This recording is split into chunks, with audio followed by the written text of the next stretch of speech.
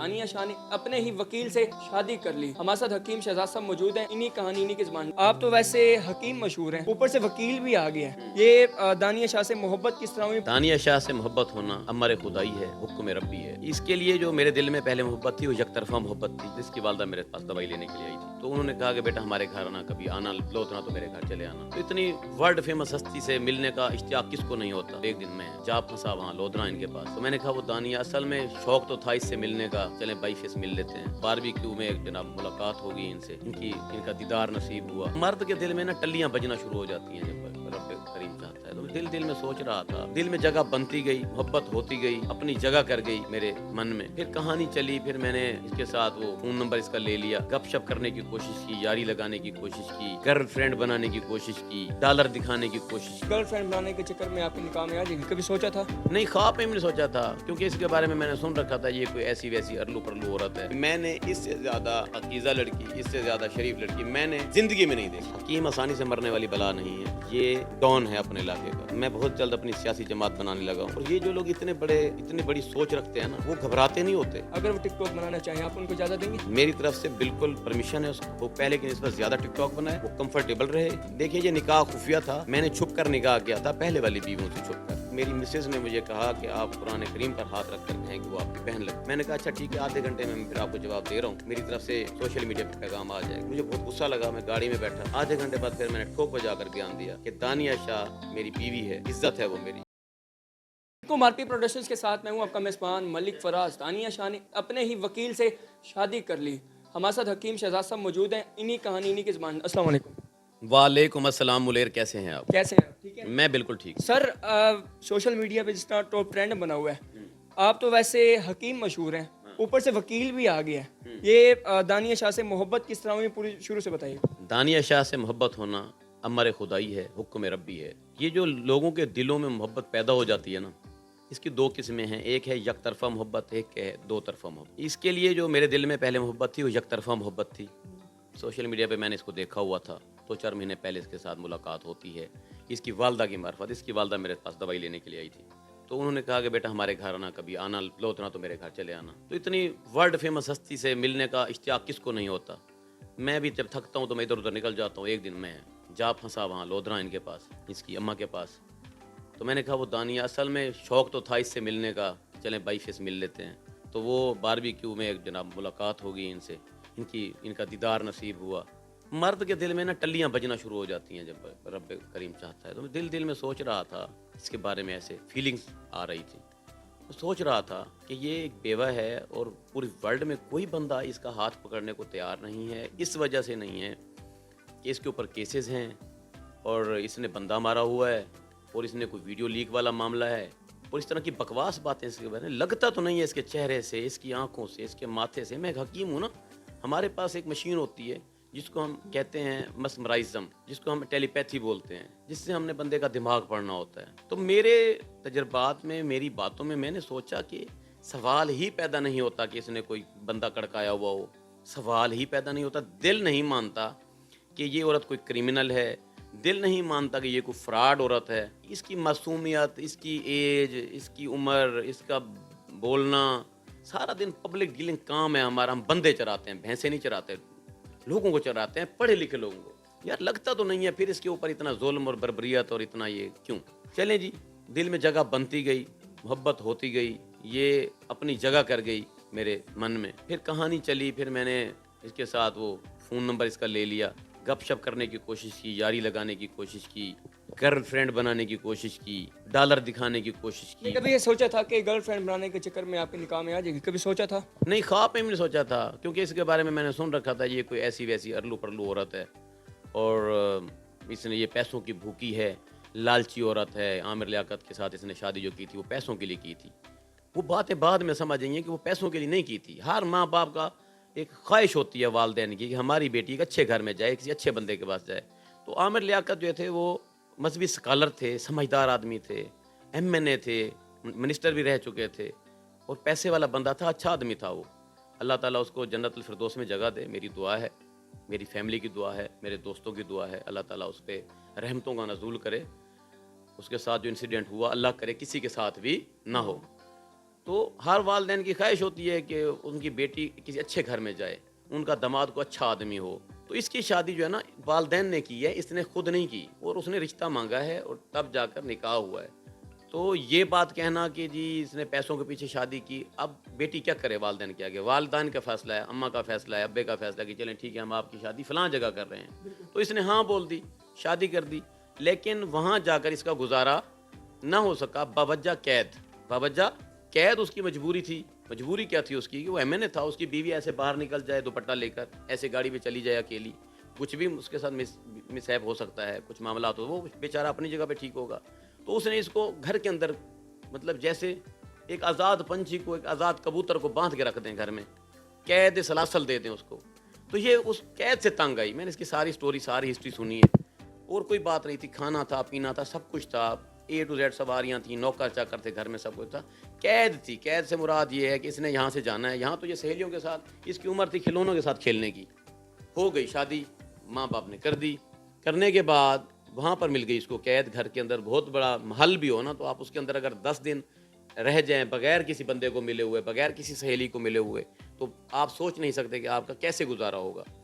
تو یہ اس قید سے پھر خوفزدہ ہوئی، والدین کے آگے رونا دھونا شروع کر دیا کہ مجھے تو آپ لوگوں نے یہاں باندھ کے رکھ دیا ہے، تو اللہ کے واسطے میری یہاں سے جان چھڑائے اور میں واپس آنا چاہتی ہوں. اس قید سے تنگ آ کر اس نے آ کر تنسیق نکاح کا دعویٰ دائر کیا.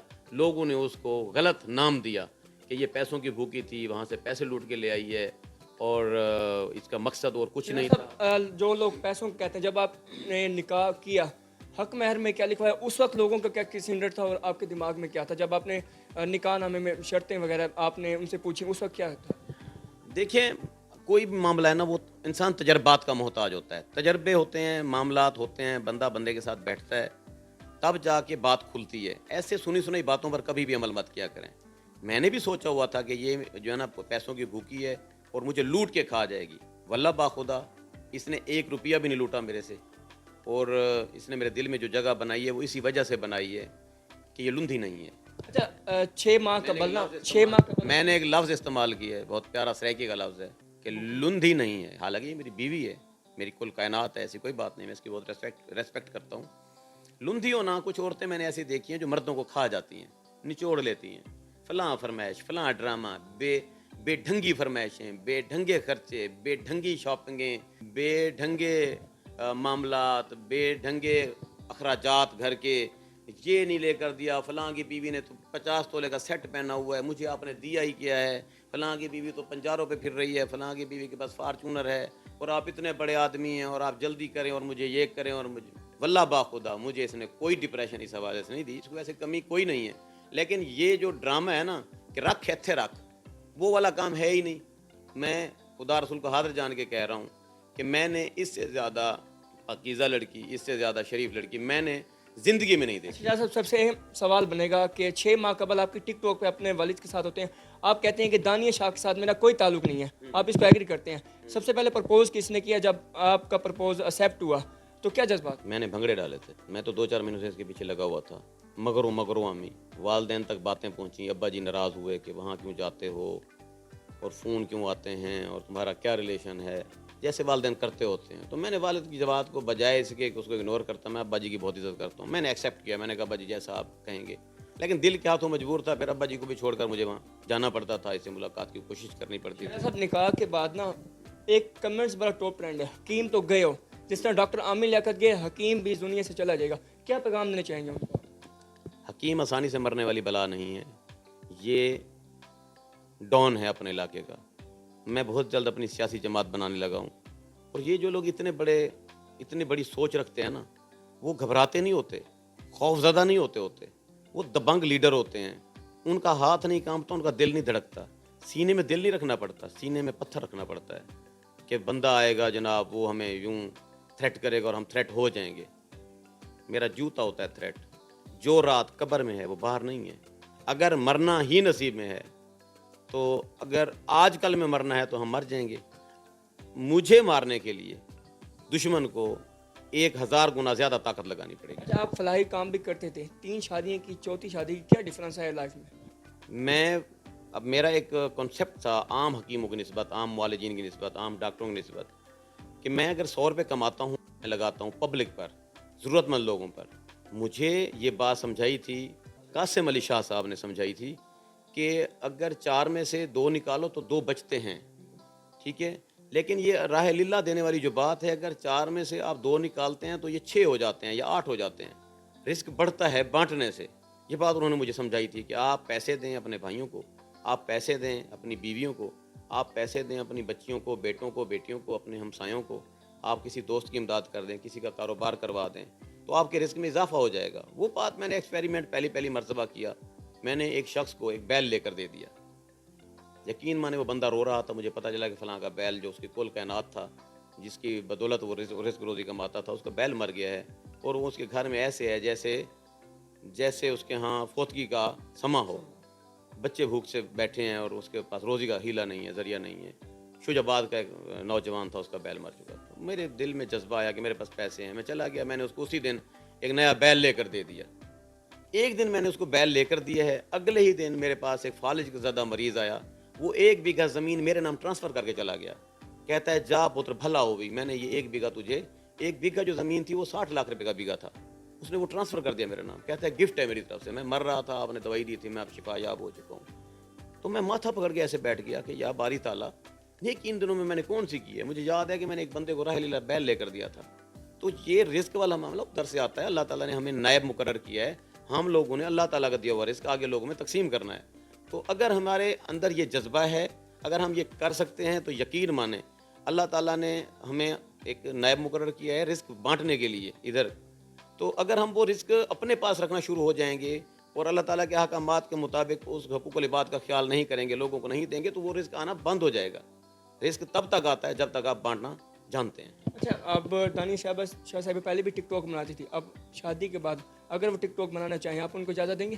میری طرف سے بالکل پرمیشن ہے اس کو، وہ پہلے کی نسبت زیادہ ٹک ٹاک بنائے، وہ کمفرٹیبل رہے، وہ جو غم تھے، اس کے صدمات تھے، وہ جو بیوہ والا ایک لقب تھا، وہ ایک سٹیمپ تھی اس کے ماتھے پر لگی ہوئی، اس کو بھولنے کی کوشش کرے۔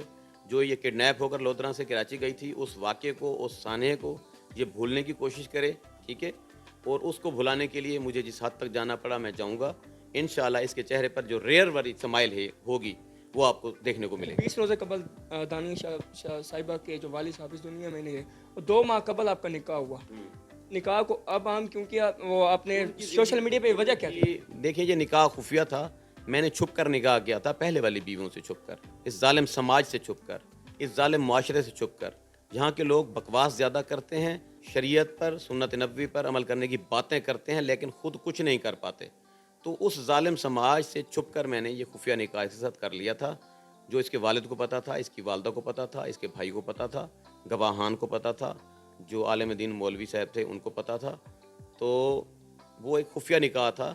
میں نے کہا تھا کہ ابھی آپ یہ نکاح رہنے دیں، اس کو آن مت کریں، لیکن اس نکاح کے بعد کیونکہ میری ان کے ساتھ ملاقاتیں بڑھ گئیں، نوکروں نے وہ بھانڈا پھوڑ دیا گھر کے اندر کہ اس کی کوئی لو سٹوری ہے، کوئی عشق مشوقی ہے یا کیا ہے، تو میری مسز نے مجھے کہا کہ آپ قرآن کریم پر ہاتھ رکھ کر کہیں کہ وہ آپ کی بہن لگتی ہے۔ یہ وہ لمحہ تھا کہ میرے پاس کوئی اب آگے جواب نہیں تھا۔ کچھ عورتیں ہوتی ہیں نا دبنگ قسم کی کہ یوں کرو، میں نے کہا اچھا ٹھیک ہے، آدھے گھنٹے میں پھر آپ کو جواب دے رہا ہوں، میری طرف سے سوشل میڈیا پہ پیغام آ جائے گا۔ مجھے بہت غصہ لگا، میں گاڑی میں بیٹھا، آدھے گھنٹے بعد پھر میں نے ٹھوک بجا کر بیان دیا کہ دانیہ شاہ میری بیوی ہے، عزت ہے وہ میری، اور مجھے اس کے ساتھ نکاح کرنے کے لیے کسی مائی کے لال سے پوچھنے کی یا پرمیشن کی ضرورت نہیں ہے، کیونکہ میں ایک مرد کا بچہ ہوں، اور آپ لوگ بھی مرد بنیں، اگر کسی اور کے ساتھ آپ کا کوئی افیئر ہے، کوئی لو سٹوری ہے، تو آپ ٹھوک بجا کے پہلے نکاح کریں پھر آن کریں۔ لوگ سوال کر رہے ہیں کہ آپ تو حکیم ہیں، تو لوگ کر رہے ہیں کہ وکیل سے شادی کر لی، وکیل کا کیا کرتا ہے؟ دیکھیں میں پرماننٹ وکیل ہوں، پچھلے 20 سال میں لوگوں کے کیسز ہینڈل کرتا رہا ہوں،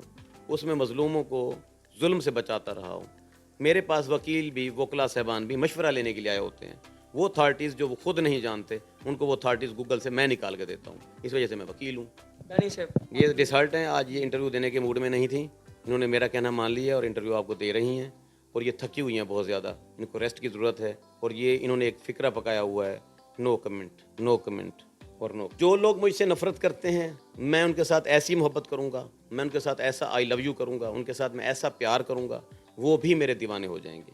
مجھے وہ ایک فلم یاد ہے اکشے کمار والی، جس میں اس کی بیوی اس کو کہتی ہے کہ تمہارا یہ جو بھائی ہے اور تمہاری ماں سوتیلی اور یہ لوگ تم سے نفرت کرتے ہیں، تمہارے ساتھ دشمنی رکھتے ہیں، تمہارا کاروبار ख़राब कर रहे हैं। उस फिल्म में सुनील सेठी भी होता है और वो कहता है कि मैं इन लोगों के साथ ऐसी मोहब्बत करूँगा कि ये मुझे मोहब्बत करने के लिए मजबूर हो जाएंगे।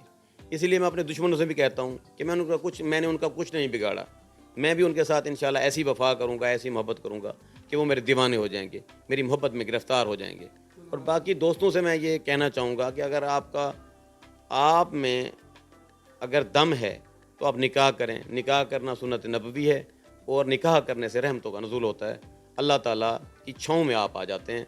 आप मेहरबानी क्या करें, ज़िना फ़िना है, आप ज़्यादा से ज़्यादा निकाह करने की कोशिश करें। जी बिल्कुल, आपने इनकी राय जानी। आप इस हवाले से क्या कहते हैं? अपनी राय का इज़हार कमेंट बॉक्स में लाजमी कीजिएगा। इसी के साथ अपने मैं इस्माइल मलिक फराज को दीजिए और देखते रहे आरपी प्रोडक्शन।